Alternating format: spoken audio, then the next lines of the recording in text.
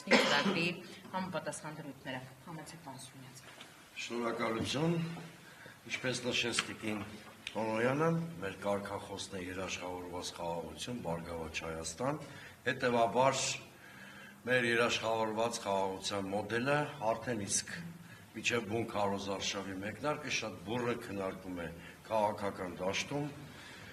բուռն քննարկումների տեղիք է տվել, ուրախությամբ պիտի նշենք, որ այլ ընդդիմադիր կուսակցություններ ևս այդ մոդելից են խոսում, դա իսկ իշխանության պարագայում ամեն ինչ պարզ է, նրանք սվիններով են ընդունում մեր եւ գործընկերների առաջարկած այս մոդելը։ Մենք ելնում ենք այն ելակետից, որ խաղաղությունը հայտարարություն կամ հռչակագիր չէ, այն պետք է ունենա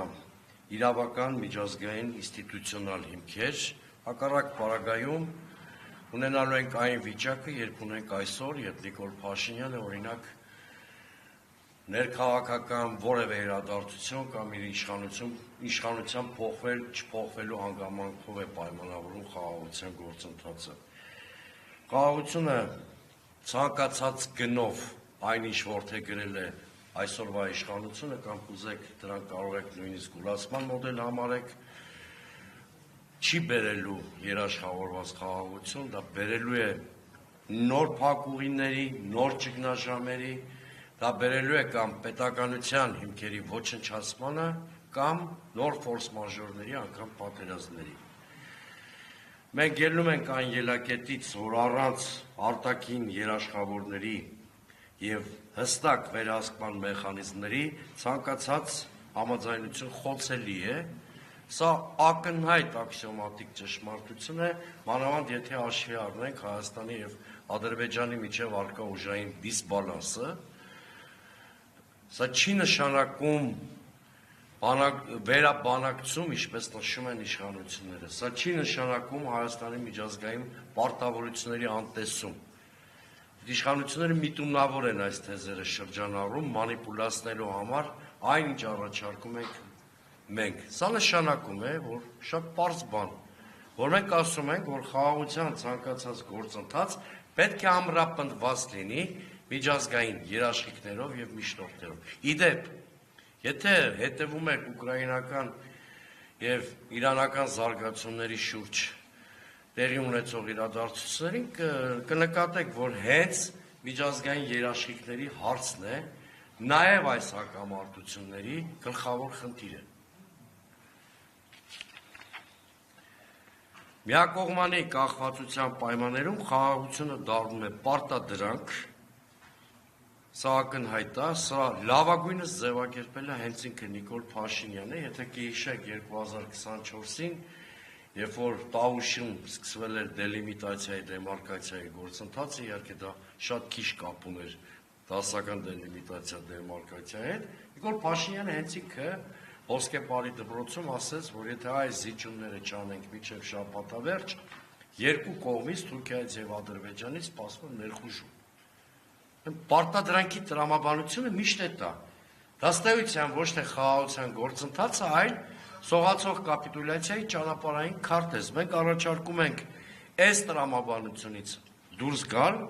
դրա համար պետք է վերականգնել ուժային, դիվանագիտական եւ տնտեսական բալանսը, որտեղ խաղաղությունը ի վերջո բալանսի դրսևորումն է, արտահայտությունն է։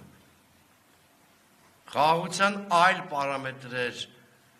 պատրանքներ են կամ ուղղակի ցանկություններ, որոնք չեն ամրապնդվում կոնկրետ գործոններով։ Երաշխավորված խաղաղության բաղադրիչներ մենք համարում ենք պաշտպանական, ինստիտուցիոնալ, տնտեսական, դեմոգրաֆիկ կարողությունների ուժեղացումը, արտաքին քաղաքականության մեջ, ինչպես իմ գործընկերը նշեց, հավասարակշռության դոկտրինը այլընտրանք չունի, որտեղ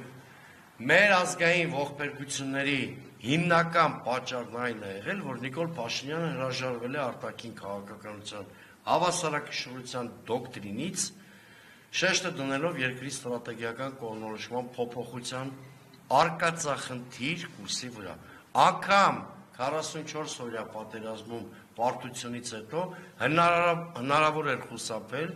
այս մեծաբաշտապ աղետից, եթե 21 թվականի դեկտեմբեր, 22 թվականի հունվարից չվարվեր մի արկածախնդիր քաղաքականություն, որը ըստ էության Հայաստանը զրկեց իր դաշնակիցներից, ձևավորվեց անվտանգային վակուում, բանակցային գործընթացից դուրս մղվեցին բոլոր միշտորդները, արդյունքում մենք քիչ թե շատ բալանսավորված լուծումներ ստանալու փոխարեն ընդունեցինք ադրբեջանական վասալիտետի բոլոր պայմանները եւ այսօր էլ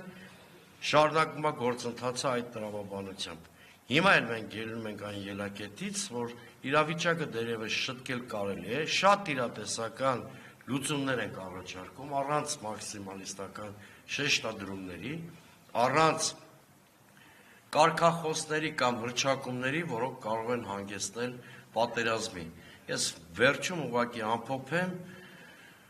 իմ խորին համոզմամբ հենց իշխանությունն է պատերազմի կուսակցություն, որտեղ եթե հետևենք օրինակ հայ-ռուսական հարաբերությունների դինամիկային, ապրիլի 1-ին տեղի ունեցած Պուտին-Փաշինյան հանդիպման հրապարակային հատվածին կնկատենք, որ Հայաստանի իշխանության քաղաքականության շարունակականությունը առնվազն հանգեցնելու է տնտեսական պատերազմի Հայաստանի եւ Ռուսաստանի միջև։ Այլ թեզերի մասին ժամանակի ընթացքում առիթ կլինի խոսենք, առայժմ սահմանափակվեմ այսքանով։